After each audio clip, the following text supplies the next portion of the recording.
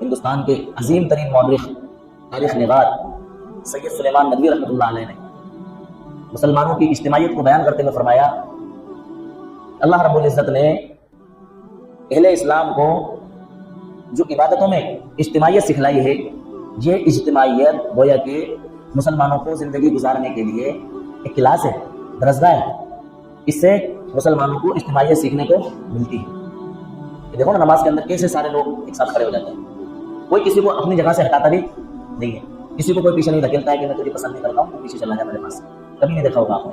دلی رنجش آپس میں ہوتی ہے، بعض مرتبہ انسان آگے کھڑا ہو جاتا ہے، نہ تو کھڑے ہونے والا یہ سوچتا ہے کہ یار میرا اس سے جھگڑا ہے میں اس کے پاس کھڑا نہ ہوں، بلکہ پیچھے چلا جاؤں، بلکہ وہ وہیں پر کھڑا رہتا ہے۔ اور جو کوئی انسان پہلے سے کھڑا ہے اس کو بھی پتہ چل جاتا ہے کہ اس انسان سے میری بنتی نہیں ہے، یہ میرے پاس آ کر کھڑا ہو گیا، لیکن پھر بھی وہ نماز میں کھڑا رہتا ہے، جماعت میں کھڑا رہتا ہے۔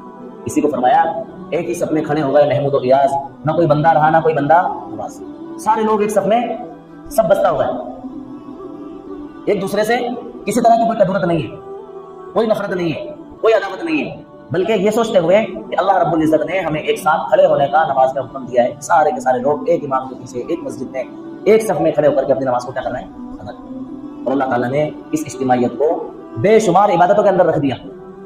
نماز جیسی عبادت میں تو اجتماعیت کو برقرار رکھا ہی رکھا، زکوٰۃ کے اندر بھی اللہ تبارک و تعالیٰ نے اس اجتماعیت کو برقرار رکھ دیا کہ زکوٰۃ مسلمانوں کے امیروں سے لے کر کے مسلمانوں کے فقیروں میں ہی ادا کی جائے گی اور اس کو ان کو دیا جائے گا۔ اللہ کے رسول صلی اللہ علیہ وسلم نے فرمایا، خذ من اغنیائہم وترد الی فقرائہم، اس زکوٰۃ کو امیروں سے لے کر کے مسلمان غریبوں میں کیا کیا جائے گا۔ تو اس زکوٰۃ جیسی عبادت کے اندر بھی اللہ تعالیٰ نے اجتماعیت کو حکم دی۔ روزے جیسی عبادت کو اللہ تبارک و تعالیٰ نے تمام مسلمانوں کے لیے اجتماعیت کے طور پر ادا کرنے کا حکم دیا۔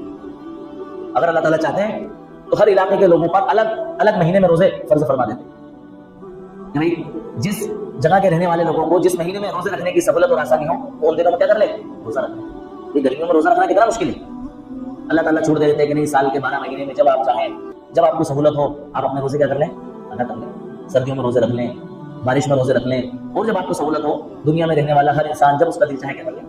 لیکن نہیں، اللہ تعالیٰ نے دنیا کے ہر کونے میں بسنے والے انسان کو ایک حکم دیا کہ ہمارے رمضان المبارک کے مہینے کے اندر ہی آپ کو کیا رکھنا ہے، فرض روزے رکھنا ہے۔ نفلی روزوں کے لیے کوئی قید نہیں سوائے 5 دنوں کو جب آپ چاہے رکھ لیں، لیکن فرض روزے آپ کو تمام لوگوں کو، عاقل بالغ مرد عورت کو، آپ کو رمضان المبارک کے مہینے میں ہی روزے رکھنا ہے۔ دنیا کے کسی کونے میں آپ رہتے ہیں، سردیوں کا موسم ہے تو بھی رکھنا ہے، بارش کا موسم ہے تو بھی رکھنا ہے، گرمیوں کا موسم ہے تو بھی رکھنا ہے، سارے لوگوں کو اکٹھا ایک ساتھ سارے روزے ادا کرنا ہے۔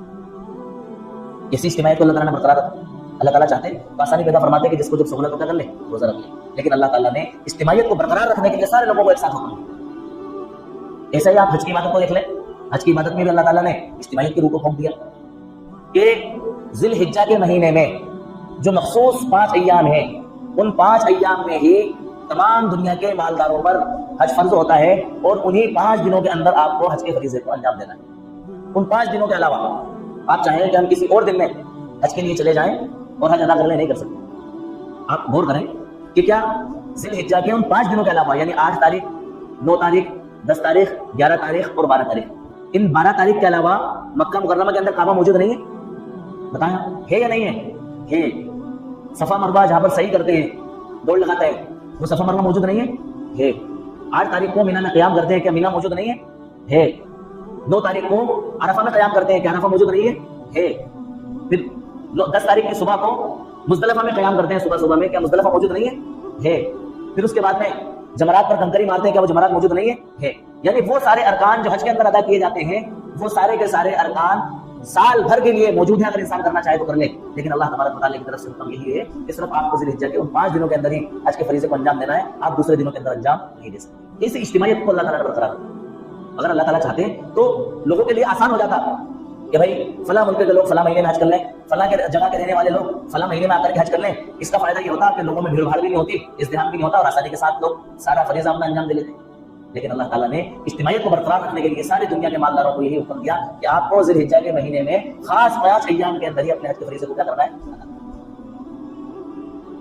ان عبادت کی اجتماعیت سے، ان عبادتوں کی اجتماعیت سے پتہ یہ چلا کہ اللہ تبارک و تعالیٰ اس امت مسلمہ کے ہر فرد کے اندر اجتماعیت کو برقرار رکھنا چاہتے ہیں کہ دنیا میں کسی بھی کونے میں رہنے والا انسان کہیں پر بھی رہ رہا ہو، دنیا کے کسی بھی خطے میں، کسی بھی کنارے پہ، کسی بھی علاقے میں رہ رہا ہو، لیکن ایک دوسرے کنارے پر رہنے والے مسلمان کے ساتھ اس کا دلی لگاؤ، اس کا جوڑ، اس کی اجتماعیت ہونا چاہیے، اس کے دل میں اس کے لیے جگہ ہونا چاہیے۔